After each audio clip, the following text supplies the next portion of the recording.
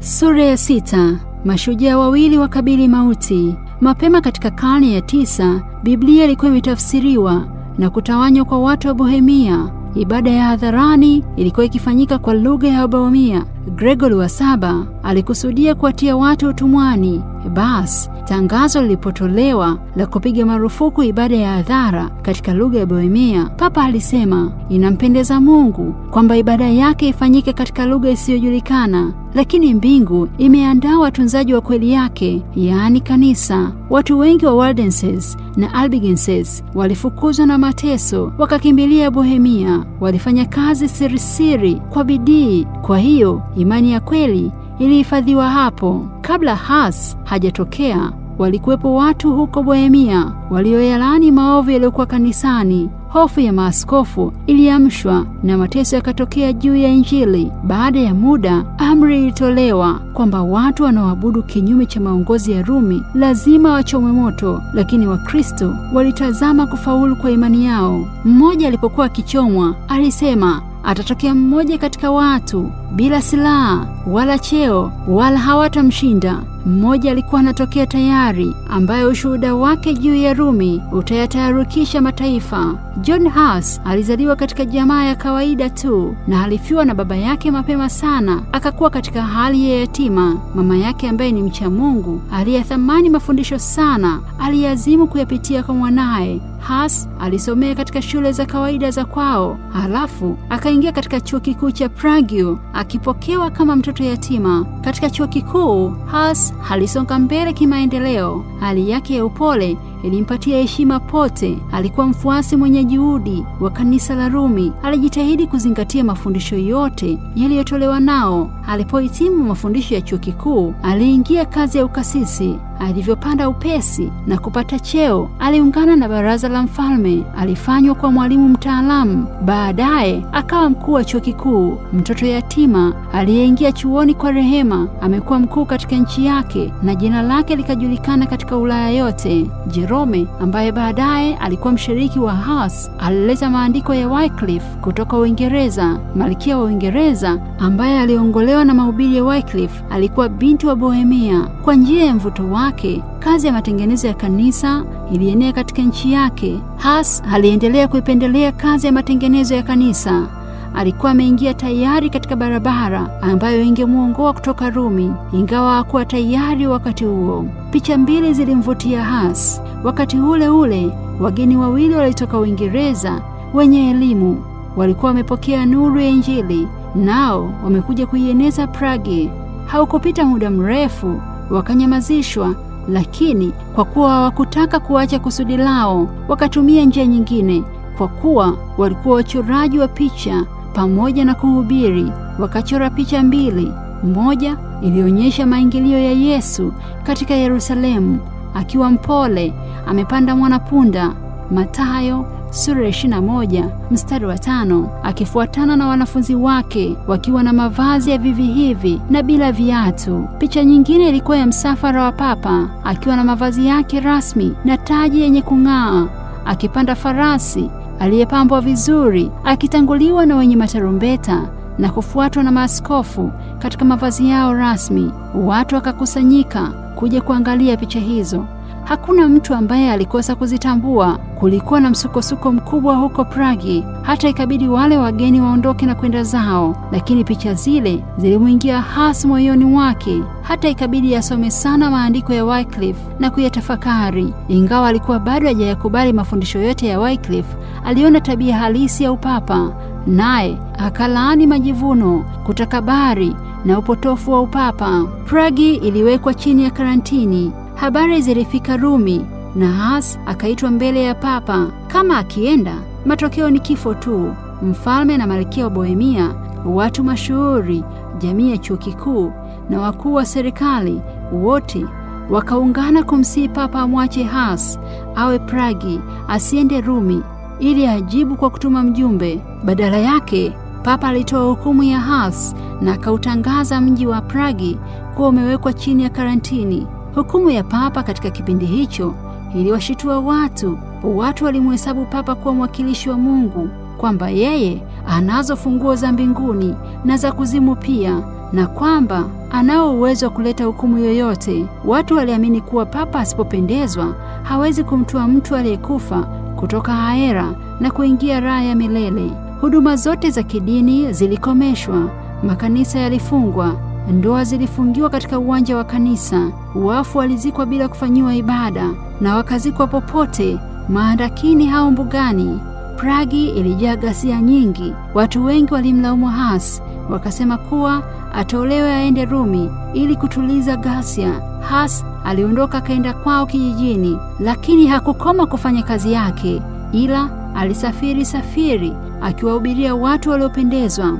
Ghasia ilipopungua huko Pragi, Hus alirudi huko kulihubiria neno la Mungu. Maadui zake walikuwa hodari, lakini Malkia pamoja na watu wengine mashuhuri walikuwa rafiki zake, na watu wengi pia walikuwa upande wake. Hus alisimama mwenyewe katika kazi, alafu Jerome aliungana naye. Watu hao wawili waliungana kikamilifu, hata mauti haikuwatenga. Sifa bora ndizo zilizofanya tabia zao zifae. Hus alikuwa nazo zaidi. Jerome ambaye alikuwa mnyenyekevu alikubaliana na Hus kamili. Wote kwa pamoja wakaieneza kazi ya matengenezo ya kanisa na kuisukuma mbele. Mungu aliwajali watu hawa kupata nuru na kuwaonyesha makosa mengi ya kanisa la Rumi, walakini hawakupata nuru yote iliyotakiwa kutolewa kwa ulimwengu. Mungu alikuwa akiwaongoza watu polepole kutoka katika giza la Rumi, hatua kwa hatua, maana wasingeweza kupata yote mara moja na kuyachukua. Ni sawa na mwanga wa jua kwa wote walio gizani, uwazukie kidogo kidogo, ama kwa nuru ingewazukia yote, ingewapoteza. Kwa hiyo Mungu aliwafunulia taratibu. Farakano kanisani liliendelea. Sasa mapapa watatu walikuwa wakishindania ukubwa. Mashindano yao yalileta fujo nyingi katika Ukristo. Hawakutosheka na kulaumiana peke yake, lakini kila mmoja alitafuta silaha na askari. Bila shaka fedha zilikuwa lazima zipatikane. Kwa hiyo zawadi, vyeo na mibaraka ya kanisa vikatolewa kwa kuuzwa. Kwa ujasiri, Hus akaunguruma kuhusu machafuko hayo, ambayo ni machafuko yanayotia aibu kwa dini. Akashambulia kwa ushujaa kabisa. Watu wakailaumu Rumi wazi kuwa inaaibisha dini. Mara tena Pragi ikaonekana kuwa kwenye ukingo wa kumwaga damu kwa mapambano. Kama ilivyokuwa zamani, mtumishi wa Mungu alivyolaumiwa kuwa mtaabisha Israeli, Wafalme 1 sura ya 18 mstari wa 17, mji ukawekwa tena chini ya karantini na Hus akaondoka kwenda kwao kijijini. Ilimpasa aseme kwa nguvu zaidi kuhusu Ukristo kabla hajauawa. Kama mashahidi wa kweli, baraza kuu liliitishwa kukutana huko Konstanze, kusini magharibi ya Ujerumani. Liliitishwa kwa matakwa ya mfalme Sigismund kwa ajili ya mmoja wa wale mapapa watatu aitwaye John wa 23. Papa John mwenye tabia ya vivi hivi ndiye alishika kazi ya uchunguzi, naye hakuweza kupinga matakwa ya mfalme Sigismund. Kusudi la baraza hili lilikuwa ni kutafuta njia ya kumaliza farakano lililomo kanisani na kung'olea mbali mzizi wa uzushi. Wale mapapa wawili walikuwa wanashindana, wakitakiwa wafike barazani pamoja na John Hus. Wale mapapa waliwakilishwa na wajumbe. Papa John alikuwa na wasiwasi sana. Aliogopa asije katakiwa kueleza sababu za kuafifisha umaarufu wa taji yao na heshima yao. Walakini waliingia katika mji wa Konstanze kwa fahari na kishindo, wakifuatana na makasisi na wafuasi wa mfalme. Juu ya kichwa chake alikuwa na chombo cha dhahabu kikishikiliwa na mahakimu 4. Mkate wa kufanyia ibada ya Pasaka ulikuwa umechukuliwa mbele yake, na mavazi ya maaskofu na wakuu wote yalikamilisha onekano la fahari kuu. Wakati huo huo, msafara mwingine pia ulikuwa ukija Konstanze. Hus aliagana na rafiki zake akaenda Konstanze kana kwamba hawataonana kamwe. Alisafiri safari ambayo alijisikia kana kwamba anakwenda kuchoma moto kwenye mti. Alipata mlinzi kutoka kwa Mungu wa Bohemia na mwingine toka kwa mfalme Sigismund, lakini alijitayarisha kwa kifo. Mlinzi kutoka kwa mfalme, katika barua aliyoandikia rafiki zake, alisema, ndugu zangu, ninaondoka nikiwa na mlinzi toka kwa mfalme ili nikakutane na maadui wengi wenye kutisha. Yesu aliteseka kwa ajili ya wapenzi wake. Je, sisi tutaona ajabu kufuata kielelezo chake? Kwa hiyo wapendwa, ikiwa kifo changu kitamtukuza, ombeni basi ili kije upesi, na kwamba aniwezeshe kusimama kiume katika matatizo yote. Hebu na tuombe kwa Mungu kwamba nisivunje hata neno moja la heshima ya Injili, ili niwaachie ndugu zangu kielelezo safi cha kufuata. Katika barua nyingine, Hasa alisema kwa unyenyekevu makosa aliyoyafanya ya kufurahia kuvaa mavazi ya fahari, mna muda ulipotea kwa kufanya mambo hafifu. Akaongeza, hebu utukufu wa Mungu na wokovu wa watu vijaze mawazo yenu, wala sio mali na mashamba. Jihadharini na kupamba nyumba zenu kuliko kupamba mioyo yenu, na zaidi ya yote kazaneni na mambo ya kiroho. Wacha Mungu na wanyenyekevu, mkichukuliana na maskini, msimalize mali zenu kwa ulafi. Huko Konstanse, Hasi alipewa uhuru kamili pamoja na mlinzi wa mfalme. Papa pia alimwongezea ulinzi zaidi, lakini pamoja na hayo yote, amri ilitoka kwa Papa kwamba Hasi akamatwe na kutiwa kifungoni. Baadaye akahamishwa na kufungiwa ngomeni ng'ambo ya mto Rhine, na huko akawa mfungwa hasa. Halafu Papa naye alitiwa kifungoni katika ngome ile ile alipokuwa Hasi alipatikana na hatia ya ufedhuli, uuaji, biashara haramu na uasherati, dhambi ambazo hazifai kutajwa kwa mtu kama yeye.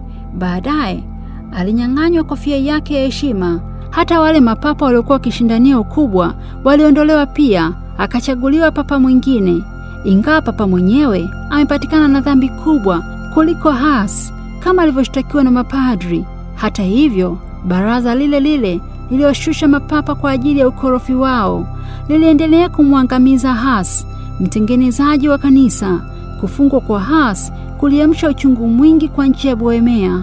Mfalme akakataa kwa ujeuri kwamba Hasi asishtakiwe, lakini maadui wa Hasi wakaleta mashtaka kwamba yeye hana imani bali ni mzushi. Wakaendelea kushindilia mambo kwake, ingawa alikuwa na walinzi kutoka kwa wafalme. Hasi akiteseka kifungoni mahali penye unyevu, alipata ugonjwa uliomdhoofisha sana, walakini hata hivyo aliletwa mahakamani kujibu mashtaka. Alisimama mbele ya mfalme akiwa na pingu mikononi na miguuni. Mfalme alikuwa na huruma kwake tangu hapo. Hasi alitetea ukweli na kuyataja maovu ya maaskofu wa Rumi dhahiri. Alipoulizwa kuchagua kati ya kukana imani yake na kuchomwa moto akifungwa mtini, alichagua kufa kuliko kukana ukweli na imani yake. Neema ya Mungu ilimsaidia. Wakati alipokuwa anangoja mwisho wake, alikuwa mtulivu na amani ya Mungu ilimjaza. Alisema, ninaandika barua hii nikiwa gerezani, mkono wangu ukiwa na pingu, huku nikingojea utekelezaji wa hukumu juu yangu kesho. Wakati tutakapokutana kwa neema ya Mungu huko paradiso katika maisha ya baadaye, utaelewa jinsi Mungu mwenye rehema alivyojidhihirisha kwangu, jinsi alivyonisaidia katika maajabu na katika dhiki. Ushindi ulionekana kwa njozi. Katika kifungo chake aliona ushindi wa imani ya kweli kimawazo. Katika ndoto alimwona Papa na maaskofu akiondoa picha ya Kristo ambayo aliichora kwenye ukuta huko Pragi. Ndoto hiyo ilimuudhi, lakini kesho yake aliona ndoto nyingine yenye picha zaidi ya hiyo iliyofutwa. Aliona picha nyingi tena zenye kung'aa zaidi, zimechorwa kila mahali, wachoraji wakiwa wamezungukwa na kundi kubwa la watu wakisema, sasa Papa na maaskofu wake waje waone, hawawezi kuzifuta tena. Mtengenezaji wa kanisa alisema, sura ya Kristo haiwezi kufutika kamwe. Wametaka kuiharibu, lakini itachorwa upya mioyoni mwa watu na wahubiri wa Injili vizuri zaidi kuliko mimi.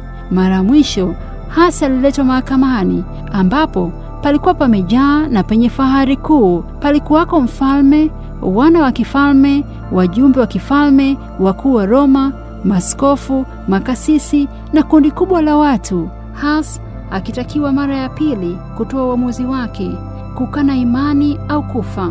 Hasi alikanusha kwa nguvu kwamba msimamo wake ni ule ule wa kushikilia imani yake. Akimkazia mfalme macho, alisema, ninaazimu kusimama katika mahakama hii kwa nia yangu mwenyewe, nikiwa na haki ya kupata ulinzi wa taifa, nikiwa na imani ya mfalme ambaye nasimama mbele yake. Mfalme Sigismund akabadilika uso kadri macho ya watu wote walipomtazama. Baada ya kutamka maneno hayo, hali ya fedhea ilianza. Akisihiwa tena kukana imani, Hus alijibu huku akiwaelekea watu, ni utazame uso gani, sio wa mbinguni? Nawezaje kutazama watu ambao niliwahubiri injili ya kweli? La, na uhesabu uovu wao kuwa una thamani zaidi ya mwili wangu huu wa kimaskini ambao umetajwa kwamba ufe. Mavazi ya kikuhani yalianza kuvuliwa moja moja, wakati maaskofu wakijitayarisha kumvua huku wakimlaani. Mwisho wakamvalisha kofia ya karatasi ya kiaskofu ambayo ilikuwa imechorwa sanamu ya mashetani na maneno yaliandikwa kwamba mzushi mkuu kwa upande. Hus akasema, furaha kuu, Yesu, ninavaa taji hii ya aibu kwa ajili yako, ambapo wewe ulivaa taji ya miba kwa ajili yangu. Hus hachoma moto mtini. Sasa Hus aliongozwa kwenda nje. Kundi kuu la watu likamfuata. Matayarisho yote ya kuwasha moto yalipokamilika, Hus alisihiwa tena ili aungame makosa yake, ili ajiokoe. Akasema, nikane nini? Kuna kosa gani? Mimi sijui kosa lolote nililofanya. Namwita Mungu awe shahidi kwamba mambo yote niliyohubiri na kuyaandika yalihusu wokovu wa watu, ili waepukane na dhambi na wasipotee milele. Kwa hiyo ninayo furaha kuu kwa kuuthibitisha ukweli huo nilioandika na kuhubiri kwa damu yangu mwenyewe. Moto ulipowashwa katika mti alikofungiwa, alianza kuimba, Yesu mwana wa Daudi, nihurumie. Aliendelea kuimba hivyo mpaka sauti yake ikakoma kwa milele.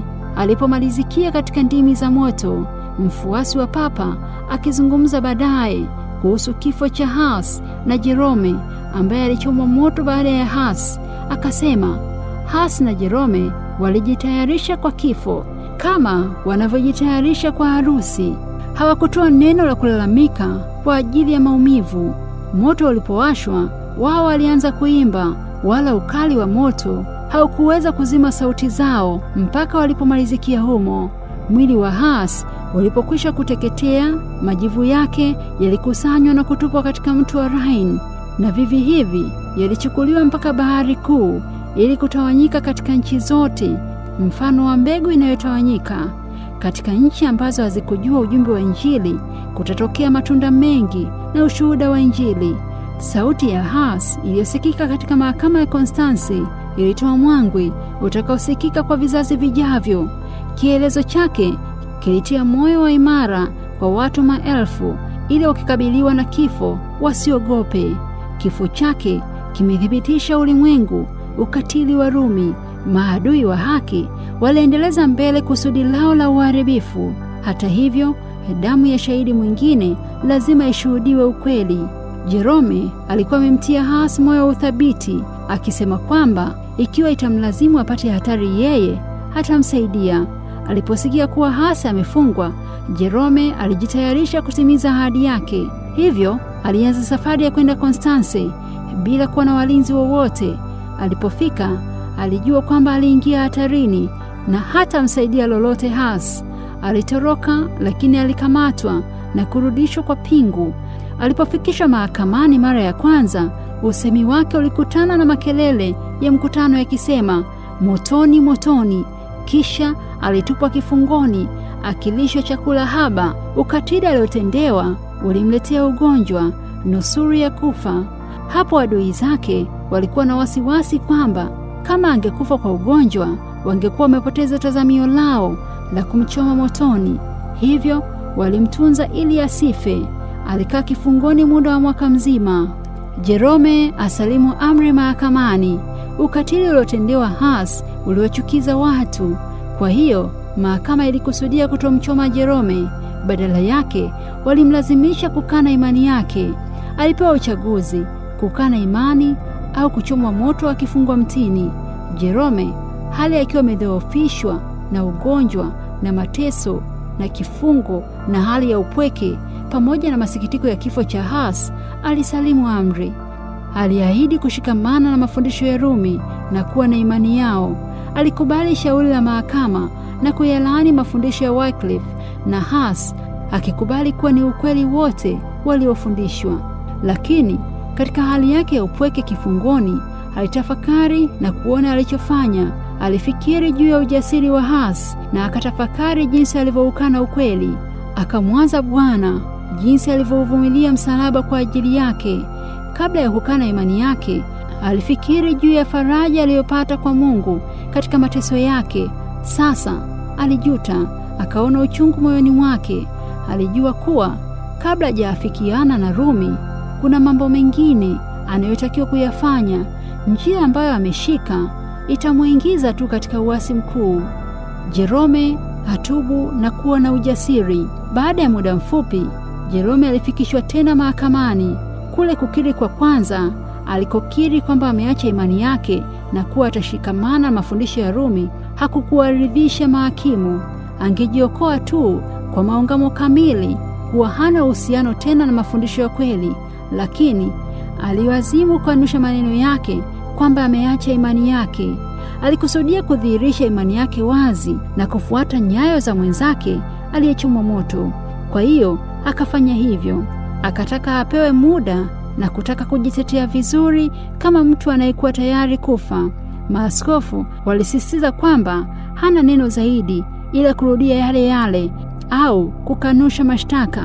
Jerome alilaumu ukatili unaotendwa bila haki. Akasema, mmenifunga siku 340 katika gereza chafu sana. Mkasikiliza tu mambo ya adui zangu na ya kwangu mkakataa kuyasikiliza. Msinitendee dhambi, mkaiacha haki. Kwangu mimi si kitu. Mimi ni mtu dhaifu tu, na ninapowasihi msinihukumu kikatili. Ujisemea maneno yangu tu, si yenu. Mwisho walikubali ombi lake.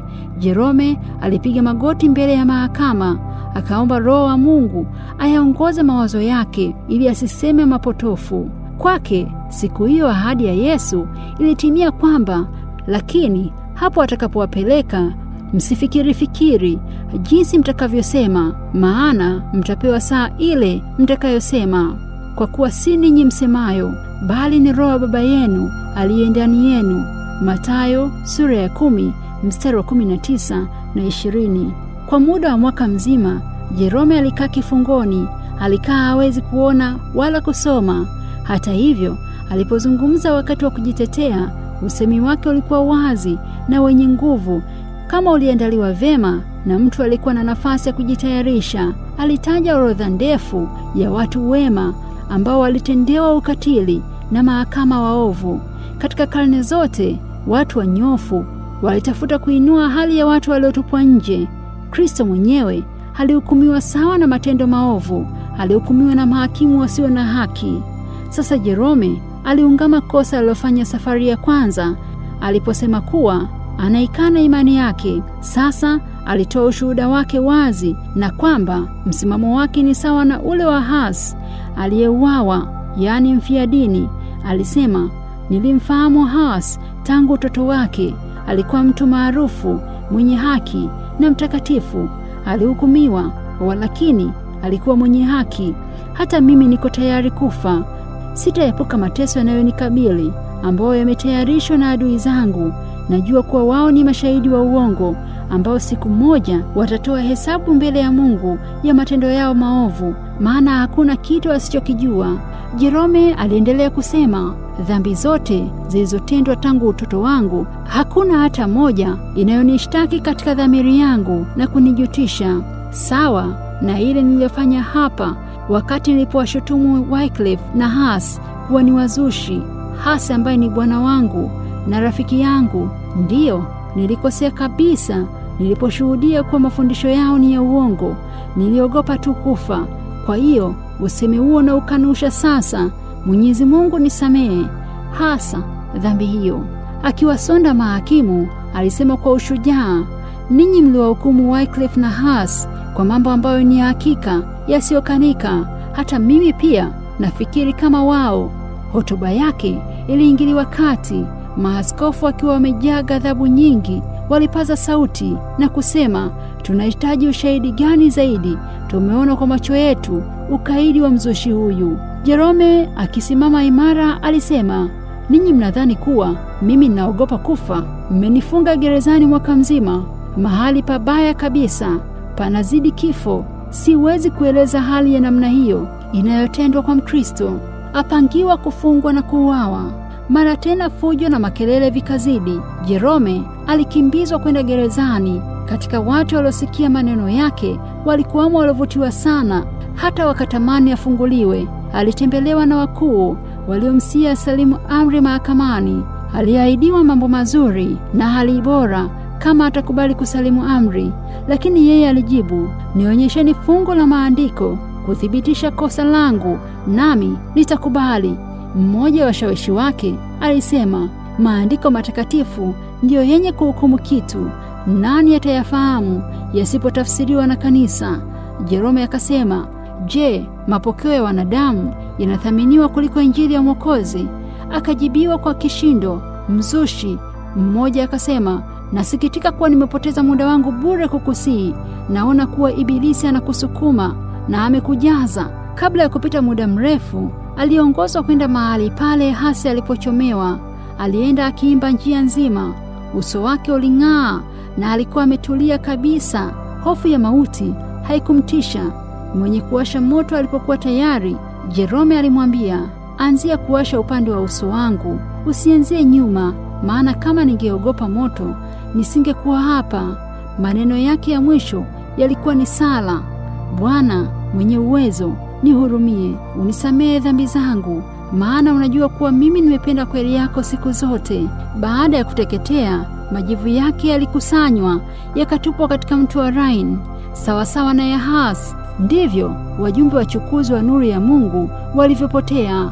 Kifo cha Yahas kilileta hasira na ghasia katika Bohemia. Taifa lote lilimtaja kuwa mwalimu mwaminifu, afundishaye kweli ya Injili. Mahakama ilishtakiwa kosa la kuua.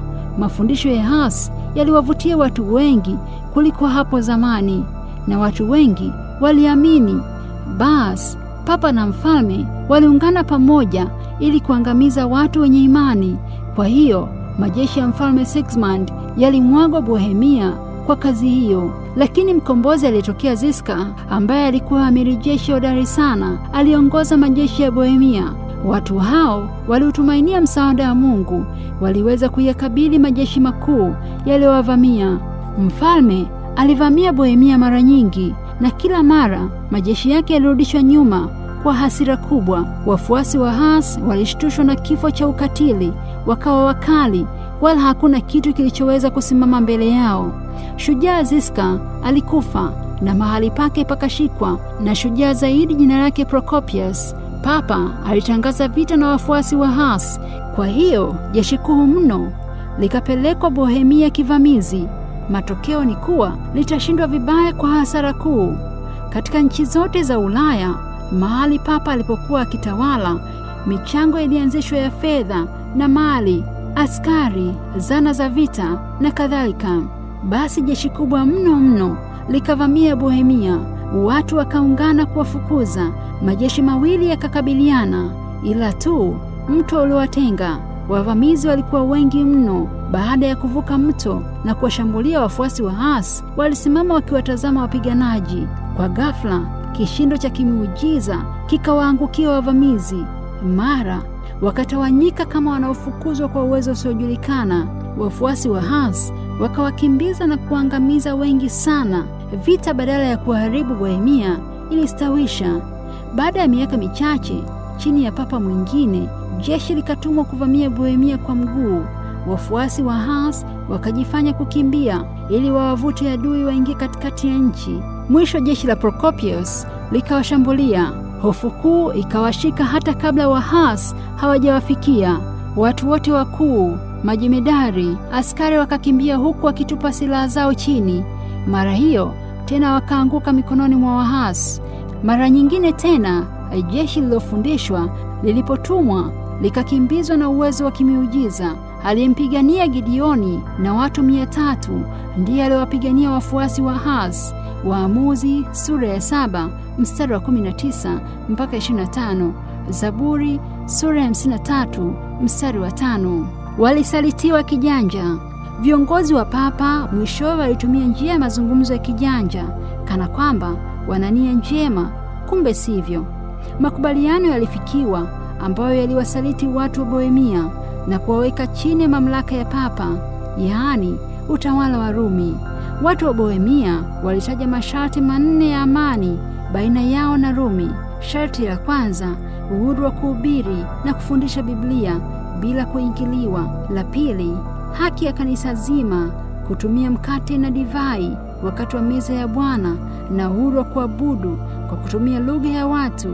Ya tatu, waongozi wa kanisa, maaskofu, mapadri, makasisi na kadhalika kutojihusisha na mambo ya serikali wala kuchaguliwa kwa kuwa wenye madaraka serikalini.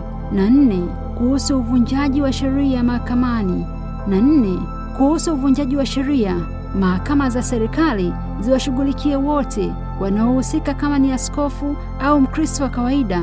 Utawala wa papa ulikubali mambo hayo 4, ila tu haki ya kuyaeleza vyema na kuyafahamu iwe juu ya baraza ambalo huendeshwa na papa na mfalme. Rumi ikafanikiwa kwa njia ya udanganyifu na hila ambavyo ilishindwa kwa njia ya kutumia nguvu. Katika kutafsiri na kufafanua masharti ya watu wa Ahaz, papa alitumia ujanja wa kuyapotosha na kuonekana kana kwamba yanatokana na Biblia. Hivyo alifaulu kwa hila kuendeleza upotofu wake. Watu wengi wa Bohemia walipoona kuwa wamesalitiwa hawakukubaliana kushikana na mapatano hayo. Ugomvi ukazuka baina yao. Prokopius alikufa na uhuru wa Bohemia ukaangamia. Mara nyingine tena majeshi ya kigeni yalivamia Bohemia, na wale waliokuwa waaminifu kwa Injili walikabiliwa na mateso ya umwagaji damu. Hata hivyo, walisimama kishujaa, ingawa ili walazimu kukimbia mapangoni. Walidumu kusoma neno la Mungu na kuabudu.